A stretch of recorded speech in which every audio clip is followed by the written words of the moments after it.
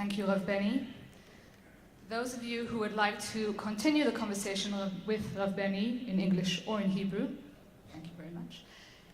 Rav Benny will be signing his books directly after the launch at the Magid bookstand outside. Our second speaker for the evening is Professor Moshe Halbertal, and again, in extreme brevity.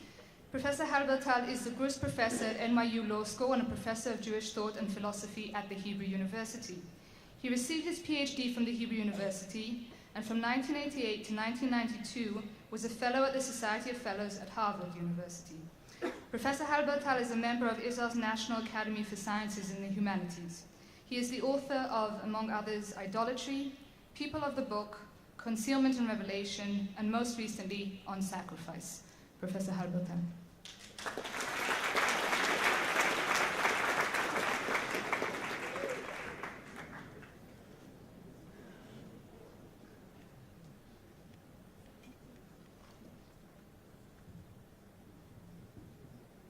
Well, good evening.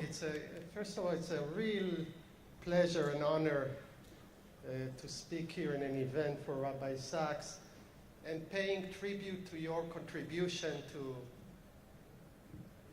Yahadut, to the Jewish people, and just seeing the audience and understanding the thirst, the deep thirst that there is among so many people here in Yerushalayim for the particular voice that you have raised.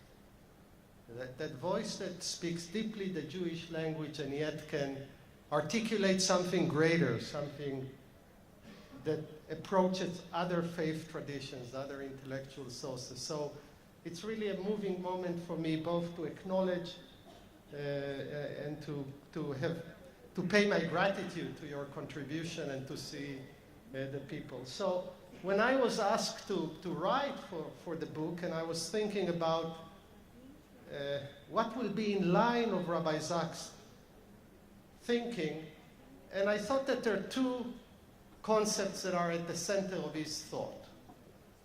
The first one is responsibility. Jewish life, halacha, is a life of responsibility.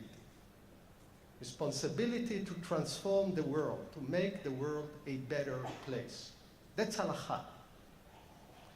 The other theme, which is dominant in your thinking, is the relationship between the universal and the particular.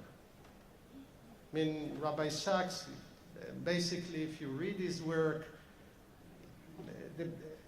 a very deep, important contribution is Yahadut is an emphasis on difference. It's a kind of a stance against the flattening, hegemonic, universal themes. It's the place to be different. It's actually acknowledging difference. Actually, that was what the email was about in a deep way, the email that you read. And I thought, let me try a sugya, a Talmudic sugya, which I would like to present here, that basically merges these two issues of the scope of our responsibility and the relationship between particularism and universalism in Yahadut. Now, this sugya begins with the question, it's an actually very deep question when you think about responsibility to others. You ask yourself how you define needs. We have to address the needs of others. We are obligated to pay attention to the needs of others. This is tzedakah. But how do you define a need? And the Talmud, I'm sure many of you know this sugya. The Talmud has a quite bold, deep, in some ways problematic conception of need, which is far beyond the objective poverty line. We have an idea. We have an idea of need. In every welfare attempt, you try to say, okay, the needy are those who are under the poverty line, a certain amount of income that allows for life in dignity or the minimal capacity for basic supplies. That's a usual definition, but the Talmud goes another way. And I'm going to read the Gemara and end with a a very interesting debate between the Rambam and the Rama, between Maimonides and Rav Moshe Isserlis, about this particular problem of needs and how it ties to the problem of the universal and the particular. So the Gemara says, Tanu Rabbanan, our rabbis thought, Dei Machsoro. What is Dei Machsoro? Sorry, Dei Machsoro Asher Yechsar Lo. Dei Machsoro Ve'i Ata Metzuve Alav Leoshro. You are obligated to give to the poor. You're obligated to give to the poor what he lacks, but you're not obligated to make him rich.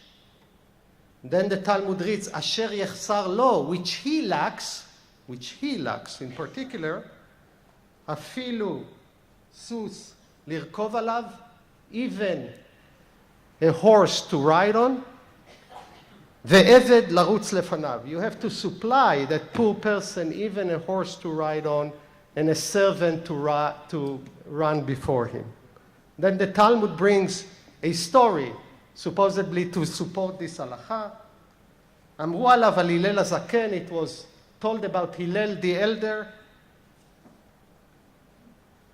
שלקח לעני בן טובים, that he took for an impoverished aristocrat, סוס לרכוב עליו ועבד לרוץ לפניו. He took for him, he supplied him even a horse to run before to ride on, and a servant to run before him. פעם אחת לא מצא עבד. Once Hillel couldn't find the servant to run before him, and he himself, ורץ לפניו 3 מילים. He himself ran before that impoverished aristocrat. By the way, this is a very bold conception of needs. It says that when we define the needs of others, we cannot take only an objective measure. We have to look at the particular history and biography of the person, his prior habits, and we have to address the subjective condition of that person. Not only Hillel the elder, not only provided this impoverished aristocrat with a chauffeur and etc. Once he couldn't find it, he did it himself. It's, by the way, a very interesting conception of need. Sometimes you say, if you have, coming up with an example, if you have a great violinist who became impoverished and had to sell his Stradivarius, his great violin, and you say, you have to provide him, for him not playing this instrument is immense pain. So needs are subjective. Now, clearly, by the way, this is a very bold conception, and the Talmud, to a certain degree, is troubled by this conception. And it begins a set of stories to question this idea. I'm just going to read one of them and then move to our discussion of Maimonides and the Rama. There's a very interesting response in the Talmud. One story, there are a few of them here, but one of them tells the following story.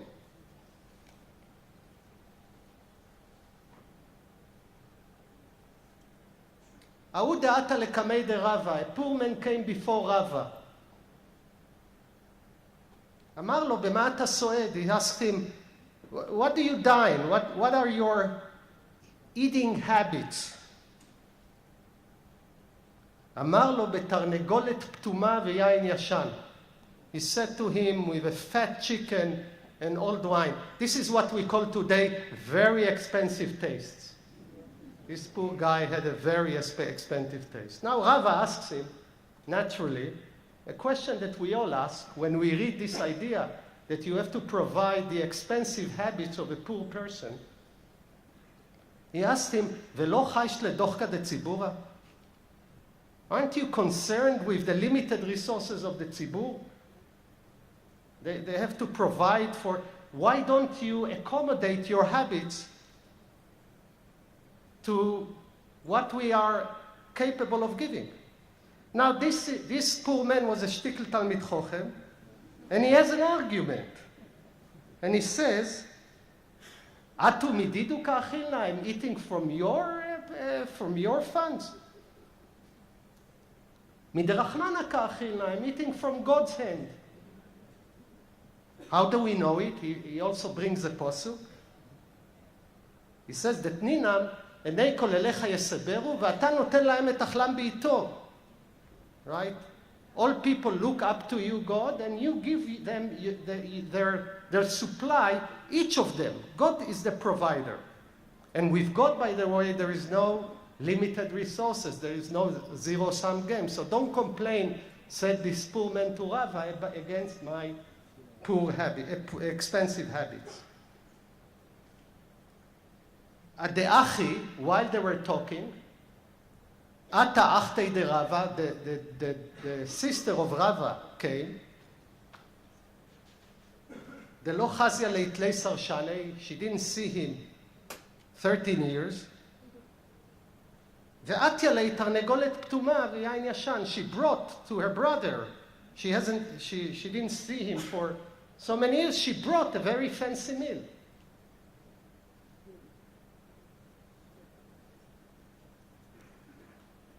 Amar mai dekama, the poor man said, do you see? And then Rava says to him, na'aneti lecha, it's fine, you're right. Okay, this, by the way, a very, like many Talmudic stories, it's quite a complex story. Because you don't know whether the resolution is for the rule or against the rule. You might say, we will provide you with your expensive needs if God sends an expensive meal to us. But as long as we don't have it, you're going to eat with us what we eat, which is quite cheap new wine. By the way, when I looked at the first story, I thought about the Hillel story, the Hillel narrative. You know, it's a very interesting narrative. It says the following, right? It says, there was an impoverished aristocrat in the neighborhood of Hillel, and Hillel himself, when he couldn't provide with him for him a servant, he himself ran before him. And I was thinking about this story. And it's, by the way, a critical story towards the poor. Because what Hillel is doing, Hillel is the most important Jew of his generation, a very honorable person. He says, look, I don't mind looking like a servant for you. I'm running before you. So you shouldn't feel that the fact that you don't have a servant is the end of the world. It's a kind of a Zen-like story. By the way, I understood this story when I was told by my parents a story about one of the great rabbis in Yerushalayim, who once a couple came to him, and the wife complained to this great rabbi that the husband doesn't help at home. Comes Friday, he's not helping at home. He's not helping her with the household burdens. And the rabbi, who is a very wise man, said, you know, he's a Talmid Chochem. He sits all day and study. What can we do? It's very important. Let him study. Comes Friday, and this young man comes from the yeshiva. He meets the rabbi at his home, taking the garbage down. Says, what the hell are you doing here? He says, the rabbi told him, you know, you are very busy. You're a great student. I had some time. I came to help your wife. Now, this is the Hillel story. It's actually a very beautiful story. But now let's come to a debate. I mean, we can discuss this issue a great deal, but a very interesting debate which I think has a very deep philosophical implications about the scope of responsibility and particularism, etc., etc. Rav Moshe Isserlis, when it comes to this passage in the Shulchan Aruch about this halacha, he makes a very interesting comment. After Rabbi Yosef Karo mentions the rule that needs have to be subjectively defined, the way the Talmud states it, the Rama makes a comment. And he says the following, ונראה, it seems to me, דכל זה בגבי צדקה או רבים ביחד. He says this obligation to address individual needs, subjective needs, is an obligation addressed only to the public fund. אבל אין היחיד מחויב ליתן לעני די מחסורו אשר יחסר לו. That's, by the way, a very reasonable concept. He says, look, the cost of addressing this sort of needs could be so high that this concept applies only to the public fund that might have funds for that idea. But an individual, when he gives, he has to give what's necessary for basic, dignified life. The individual giver cannot supply this sort of extravagant needs. Only the kehillah. It's by the way, a very interesting psak. But when you look at the Rambam carefully in Mishneh Torah, you see the other way around. Right? The Rambam defines, Maimonides defines the obligation of giving in his laws concerning matnot aniyim in the Mishneh Torah. And he says,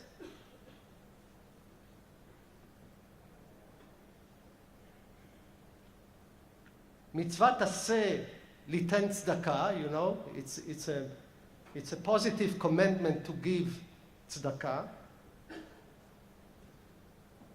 לפי מה שחסר העני אתה מצווה ליתן לו, according to what this poor person lacks, you're obligated to address. And then he says, even אפילו היה דרכו של עני זה, even if the past habit of this poor man was to ride on a horse and had a servant run before him, וירד מן החסה, and he became impoverished, you have to give him such and such and such and such. By the way, according to the Maimonides, this idea of subjective needs is addressed to the individual giver. Not only that, when we look at Maimonides' continuation, where he speaks about the public fund in the next perek of his halachot, he doesn't mention at all this idea of subjective needs. The public fund gives basic needs, completely the reverse from the Rama. And I want to just make a philosophical point about this debate. Though my father is a Galicianer, and we follow the Rama on every line, I don't think he would like me to say what I'm saying now, but I think Maimonides had a better point here. And let me say what's the reasoning behind that. It's actually a very deep idea of encountering needs.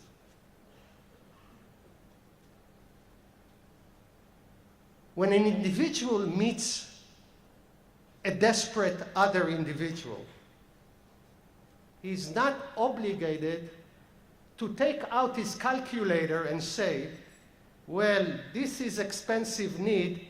With that amount of money, I can actually provide for 500 kids in Oxfam who are hungry. He's not a bureaucrat of giving. He's addressing the pain before him. There is the power of the encounter of pain and the relationship that established with this encounter forces you not to take the utilitarian universal standpoint. It says, look, you encounter a pain, you address it. It will be strange for you to say, wait a second, take out your calculator and say, that costs so much money, with that I can feed, etc., etc. This sort of point of view is only whom? The public fund. This is the deep point of Maimonides. When you are a public giver, you have to take the perspective of the totality of needs of everyone. This is why you are not going to address subjective, expensive needs. Here's, by the way, an interesting question about the particular and the universal in the encounter of responsibility. And I think a very deep debate between Maimonides and Reb Moshe Isserlis about what does it mean to address needs? What does it mean to meet another with a pain? How do we define pain? Who's responsible to address it? I wanted to give these thoughts before you because I know how this issue of the realm of responsibility, the realm of human responsibility as articulated by Halacha, is so dear and deep to Rabbi Sachs. So it's a way of giving thanks to everything you have contributed by teaching something that might resonate with your concerns. Thank you very much.